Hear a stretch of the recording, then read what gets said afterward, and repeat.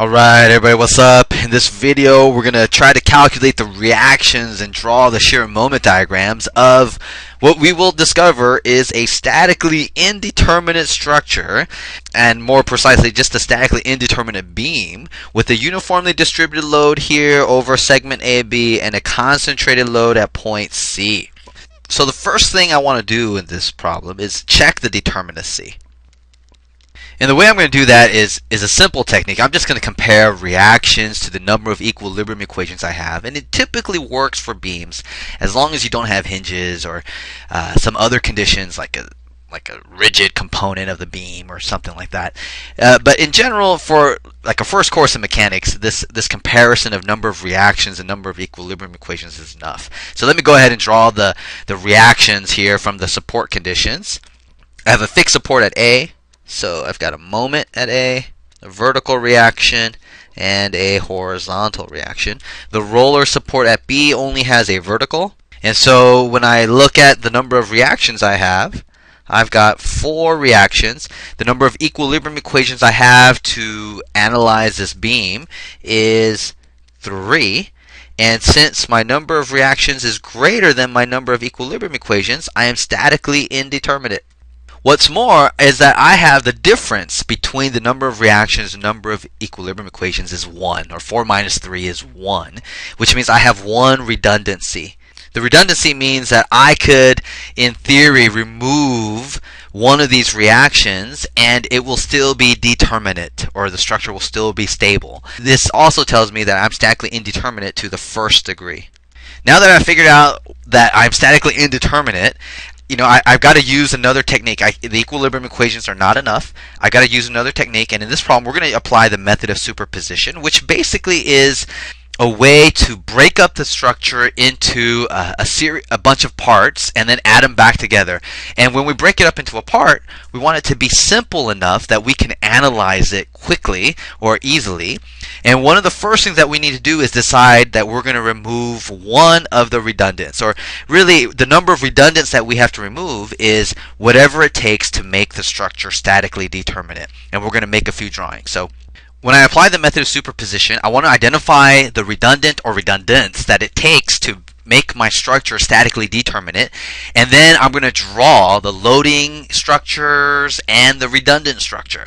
In this problem, I'm going to remove the roller support at B to make this a statically determinate beam.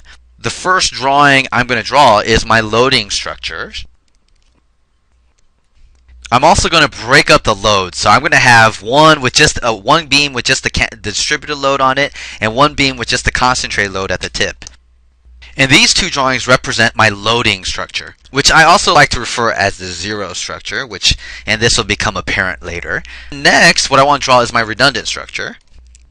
And for my redundant structure, I'm going to reintroduce the reaction at point B, which was 6 meters from the fixed support, as an external load applied like this. And this is my redundant structure.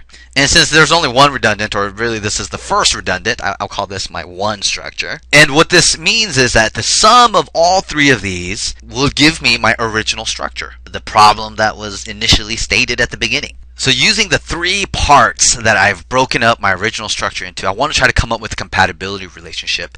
And the way that we're going to do that is to look at the deformation in each of these parts and look at it in reference to the original structure, which was given here. And what I know is that at my redundant, that vertical deflection at point B should be 0, which is 6 meters here. So if I said that this is the X and here's this V for deflection in the vertical, the deflection at point B, which is the deflection at 6 meters, is equal to 0. And according to the method of superposition, I can sum the deflection here. So here is X, and this is the deflection of my 0 structure. I'll call this V0W for the deflection due to the distributed load. And then here, this would be the deflection equation or deflection graph or reference for V0P, which is the deflection due to my concentrated load in the loading structure. And then in this case here, I'll have, in terms of the coordinate system, this would be V1. I know that deflection at 6 meters should be 0, which is equal to the sum of the deflection due to the distributed load at 6 meters plus the deflection of my loading structure due to the concentrated load at 6 meters plus the deflection of my redundant structure at 6 meters.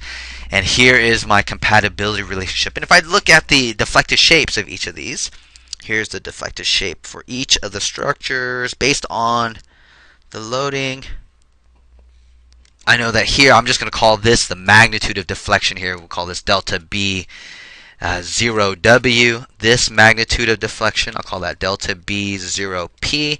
And then this deflection here, delta B 1. If I solve for these deflections, or I put them in terms of magnitude 0, this V0W is a deflection downward. So in this coordinate system, this would be negative delta B0W minus delta B0P plus delta B1. And really, if you come up with a compatibility equation, I mean, you're halfway there. Everything now is just calculating deflections or the magnitudes of these deflections. One of the major reasons that we broke up the loading like this is because we don't want to go and use like a virtual work or double integration or conjugate beam method to calculate each of these deflections. What we'd like to do is utilize tables and appendices that are available in textbooks or reference manuals or something.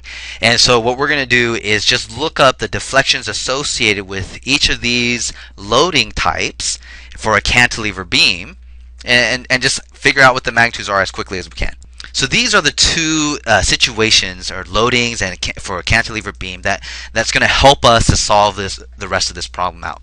And so if I look at here, if I look at this first part of our structure, this delta B0W, it's a deformation at the end of the distributed load on a cantilever beam. And so here, in this case, delta B0W, it's going to be this WL to the 4th over ADI. The most common mistake here is that people misinterpret what L is supposed to be, and they'll put in the wrong length. So for instance, in our beam, the length of the beam is 9 meters, but someone's going to actually put in 9 meters here when you're supposed to put in 6. So this delta B0W in my compatibility relationship is the next. For delta B0P, what I'm looking for is a deformation at 6 meters when I have a cantilever beam loaded at the tip here.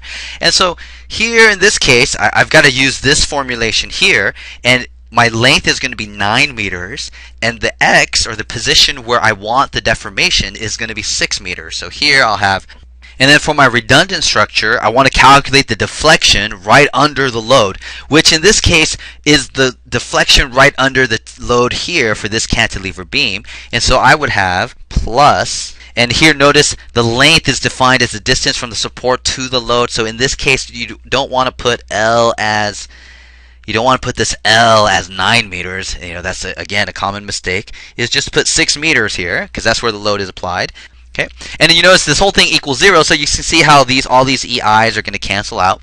And if I look at it, I have basically one equation and one unknown that I need to solve for in this problem. And so when I go ahead and solve, I'm going to get that By is equal to 15 kilonewtons. The positive indicates that the direction that we have By is correct. So it's really 15 kilonewtons going upwards. What's next is that you have to apply the remainder of the equilibrium equations to solve for the other reaction. So let's go ahead and do that. So here from my original structure, if I do sum of the forces in the vertical equal to 0, I would get that. And this would tell me that AY is equal to 3 kilonewtons upwards. And then I can do sum of the moments about point A equal to 0. And this tells me the moment at A is 0, so that's great. That makes that means that the moment support there is not needed for this loading case.